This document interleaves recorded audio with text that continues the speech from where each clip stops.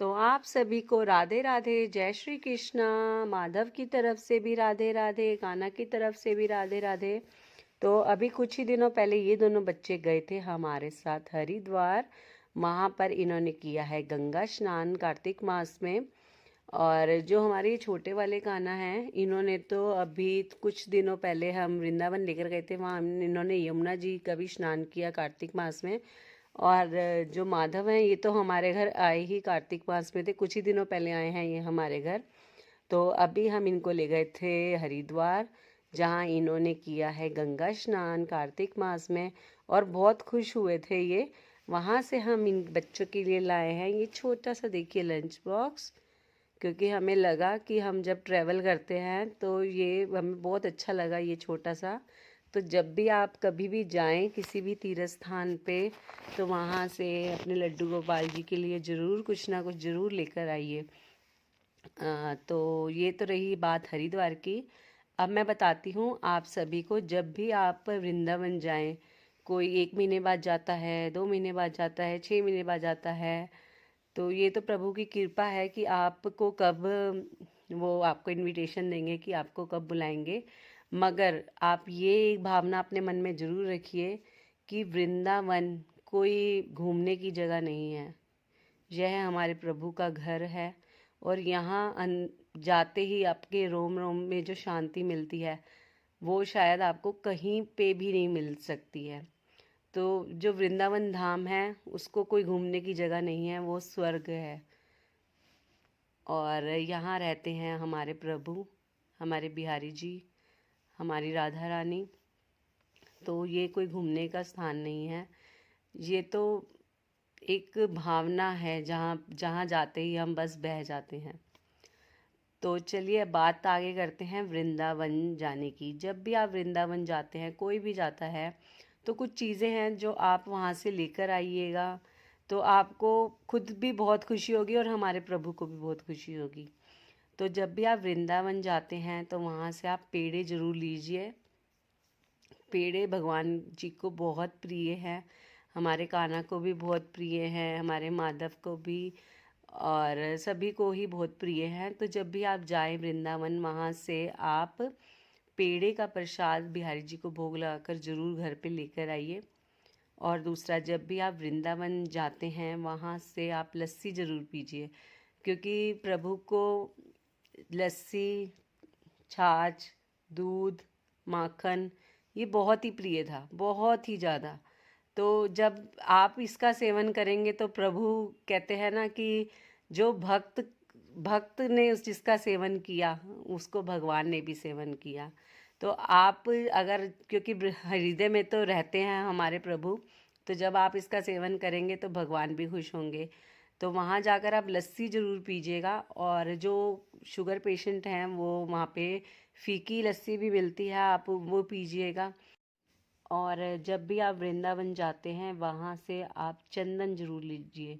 चंदन हमारे प्रभु को बहुत प्रिय है। आप सुबह इन्हें चंदन से श्रृंगार कीजिए, खुद भी लगाइए।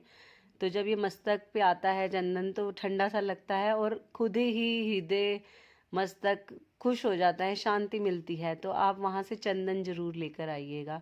चंदन भी आपको वहाँ पे आराम से मिल जाएगा, तो आप चंदन ज़रूर लेकर आइएगा। और जब भी आप वृंदावन जाएं, तो वहाँ से वृंदावन की थोड़ी सी मिट्टी आप घर पे अपने ज़रूर लेकर आएं, क्योंकि कहते हैं ना कि कण कण में, वहाँ की कण कण में राधे हैं।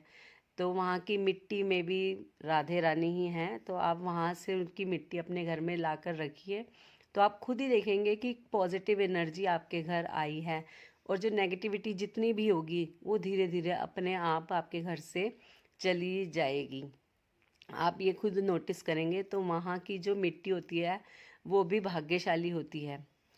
और इसके बाद आप जब भी वहाँ जाते हैं, तो आप अपने घर के लड्डू गोपाल जी के लिए श्रृंगार का, जैसे आप इनके ये कानों के बूंदे हो गए, इनकी बांसुरी हो गई, गले की माला, कपड़े, वस्त्र, तो आप वहाँ से ज़रूर कुछ ना कुछ लेकर आइए।